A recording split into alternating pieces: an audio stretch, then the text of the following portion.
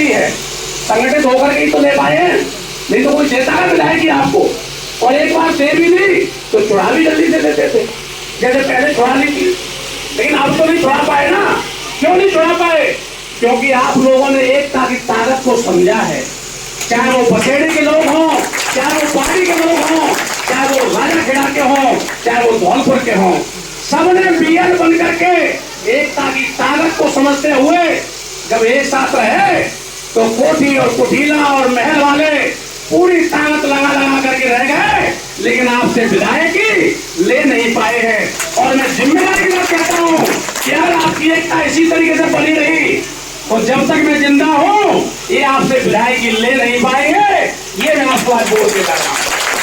साथ में हमें ये बात ध्यान रखना है कि अपने गांव के अंदर छोटी छोटी बातों पर लेकर के झगड़ा नहीं करना है, आपसी भाईचारे को खराब नहीं करना है।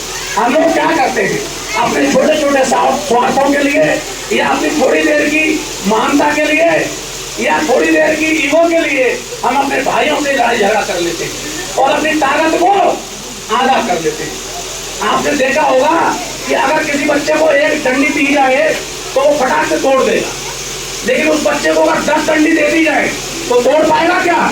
बच्चा क्या पहलवान में नहीं तोड़ सकता है। ये संगठन की शक्ति होती है। तो जब हम आपस में बट जाते हैं तो उसका रिजल्ट आपके ऊपर ही आता है, आपके भविष्य के ऊपर आता है। कैसे आता है? आपने देखा होगा कि कई पंचायतों में कुशवा समाज का भरपूर वोट होता है, आधे से भी ज्यादा होता है कई कई जगहों पर तो, लेकिन 4-4 भाई हमारे खड़े हो जाते हैं और एक 5वां व्यक्ति आकर के जिसके पास नाम मात्र का वोट होता है वो सरपंच बन जाता है। हम लोग तमाशा देखते रह जाते हैं कि ये कैसे हो गया। अरे भाई, फूट डलने की वजह से हो गया। जब हम आपस में बट जाएंगे, 4 जगह बट जाएंगे तो 5वां लोमड़ी आकर के तो ले ही जाएगी ना आपकी रोटी छीन करके। तो इसलिए आप इस बात को समझो कि छोटी छोटी बातों को लेकर के समाज के उत्थान में रोड़ा मत बना करो। आपस में बैठ करके भाई लोग पंचों के बीच में बिठा लो। अगर कोई बात है छोटी मोटी तो उसको पंचों के बीच में बिठा करके सॉल्व कर लो, और कैसे नहीं करके केवल एक आदमी को आगे करो, जिससे हमारे वो 3 भाई बर्बाद होने से बचेंगे।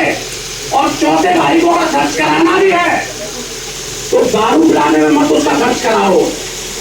चुनाव के अंदर आपने देखा है ना कि लोग अनाप शनाप दारू पिलाने में लाखों करोड़ों पे खर्च कर देते हैं। उसको बोलो कि अगर तुझे खर्च करना ही है तो हमारे बच्चों के लिए एक लाइब्रेरी खोल दे, जिसमें हमारे बच्चे अच्छी से अच्छी किताब पढ़ पाएंगे। हमारे बच्चों के भविष्य के लिए एक ट्यूशन का एक कमरा बना दो, जिसमें पढ़े लिखे बच्चे आपके बच्चों को ट्यूशन करा सके फ्री में। तो वो जिंदगी भर ये बच्चे याद रखेंगे कि हमारे उन बुजुर्गों ने हमारे गांव में एक ट्यूशन का सेंटर खुलवाया था जिसमें हम फ्री में पढ़ा करते थे। तो वो पैसा आपके काम आएगा, अन्यथा वो सरपंच बेचारा अपने पैसे भी बर्बाद कर देगा और आपके कोई काम भी नहीं आएगा। एक दिन पी करके कुछ नहीं होने वाला है। नशा ऐसा करो कि स्वाभिमान का नशा हो कि दुनिया आपको सलाम करे कि हाँ भाई फलाने गांव के लोगों ने क्या उदाहरण पेश किया है। तो हमें इस एकता की ताकत को अच्छे से पहचानना है। अगर आप लोगों ने आपस में बंटने का काम किया तो ये पूरे दुश्मन हमारे तैयार बैठे हुए हैं आपको बांटने के लिए, जैसे आपने देख ही लिया है। जैसे आपने धौलपुर में देखा ही है कि उन्होंने पूरे प्रयास कर लिए, आपके भाई के खास साड़ू को ही खड़ा कर दिया सामने ला करके।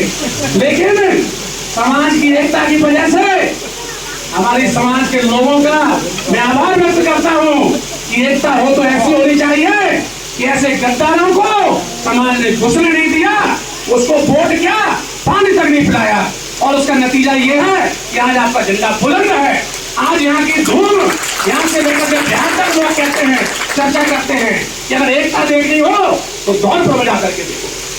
तो दोस्तों, हमें इन 3 बातों पर विशेष तौर पर ध्यान रखना है कि हमें अपने बच्चों को 100% पढ़ाना है। कोई हमारा भाई अगर कमजोर है, गरीब है, बच्चे को नहीं पढ़ा पा रहा है, वो खेतों में अगर बच्चे को भेज रहा है तो आप उसको समझाओ, उसकी मदद करो, चाहे चंदा करके मदद करो। अगर आपके गांव से मदद नहीं हो पा रही है तो आप हमारे तक आओ, हम जिम्मेदारी लेते हैं। कोई भी बच्चा पैसे की कमी के कारण हमारा अनपढ़ नहीं रहना चाहिए।